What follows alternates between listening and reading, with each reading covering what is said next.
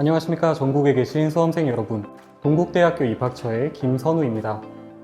지금부터 2023학년도 동국대학교 수시모집 논술 전형에 대해 자세하게 안내 드리도록 하겠습니다.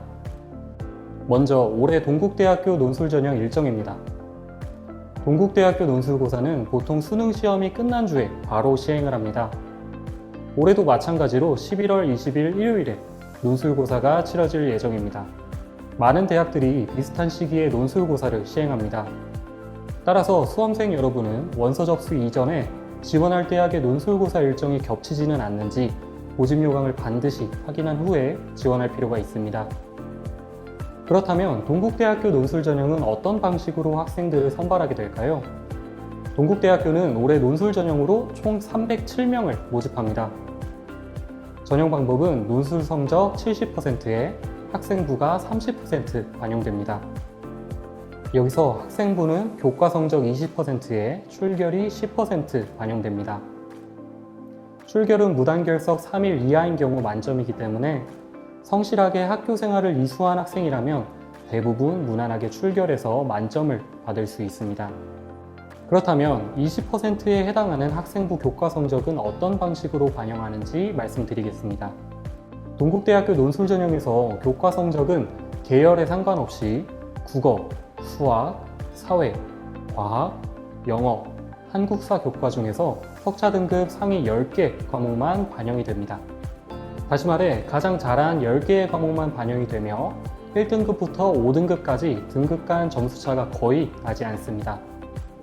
화면에 보시는 것처럼 등급 간 점수차가 매우 조밀하게 나타납니다. 이처럼 논술 전형에서는 학생부보다 논술 성적이 더 중요하다는 것을 알 수 있습니다. 따라서 수험생 본인이 학생부 교과 성적에는 자신이 없지만 논술 실력에는 자신이 있다면 충분히 경쟁력이 있는 전형이 바로 이 논술 전형이다 라고 말씀드릴 수 있겠습니다. 하지만 논술 전형에는 반드시 충족해야 하는 기준이 있습니다. 바로 수능 최저학력 기준입니다. 동국대학교 수시 모집에서 유일하게 수능 최저학력 기준이 적용되는 전형이 바로 이 논술 전형입니다. 수능 최저학력 기준을 충족하지 못하면 무조건 불합격하게 됩니다. 인문계열의 경우 유형 구분 없이 국어, 수학, 영어, 탐구 중 2개 영역의 합이 4등급 이내여야 하고 경찰행정학부의 경우 국어, 수학, 영어 중 2개 영역의 합이 4등급, 자연계열은 국어, 수학, 영어, 과학탐구 중 2개 영역의 합이 5등급, 약학과는 국어, 수학, 영어, 과학탐구 중 3개 영역의 합이 4등급 이내여야 기준을 충족할 수 있습니다. 2023학년도에 신설된 AI 소프트웨어 융합학부의 경우 타 계열과는 다소 상이하게 수능 최저학력 기준이 설정되어 있습니다. 인문계열과 자연계열에서 모두 모집을 하고요. 수능 최저 역시 다르게 적용이 됩니다. 특히 AI 소프트웨어 융합학부는 수능 최저학력 기준 충족을 위해 반드시 수학 영역이 포함되어야 한다는 점 유념해 주시기 바랍니다. 전년도부터 선택형 수능의 도입으로 수학 선택 과목에 대한 문의가 종종 있었습니다. 동국대학교는 확률과 통계, 미적분, 기하 중 어떤 과목을 선택해도 무방하다는 점, 즉 선택 과목에 대한 제한이 없다는 점 참고해 주시면 되겠습니다. 논술 전형에서 수능 최저학력 기준의 충족 여부는 매우 중요합니다. 인문계열의 전년도 경쟁률은 약 47대 1, 자연계열은 약 56대 1이었지만 실질 경쟁률, 즉 수능 최저학력 기준을 충족한 학생들끼리의 경쟁률은 인문 약 11대 1, 자연 약 17대 1로 크게 낮아졌습니다. 따라서 논술 전형에서는 수능 최저학력 기준을 충족하기만 한다면 충분한 경쟁력이 생긴다는 것을 알 수 있습니다. 물론 논술 전형이기 때문에 가장 중요한 것은 논술 성적입니다. 동국대학교 논술고사는 문제 해결력, 종합적 사고 능력 등 전문적인 지식보다는 사고력을 평가하고 있습니다. 인문계열 논술은 100분간 3개의 문항을, 자연계열은 90분간 3개의 문항을 작성해야 합니다. 인문계열은 특정 전공에 치우치지 않는 문제가 출제되며 영어 지문은 없습니다. 자연계열은 수학에서 풀이과정 중심으로 3문제가 출제됩니다. 동국대학교의 논술고사는 교과서나 EBS 교재 내에서 지문을 발췌하고 난이도는 그리 높지 않습니다. 다만 인문계열은 6개에서 많게는 12개까지 다소 많은 지문이 제시되기 때문에 주어진 시간 동안 지문의 요지를 정확하게 파악하는 연습이 필요합니다.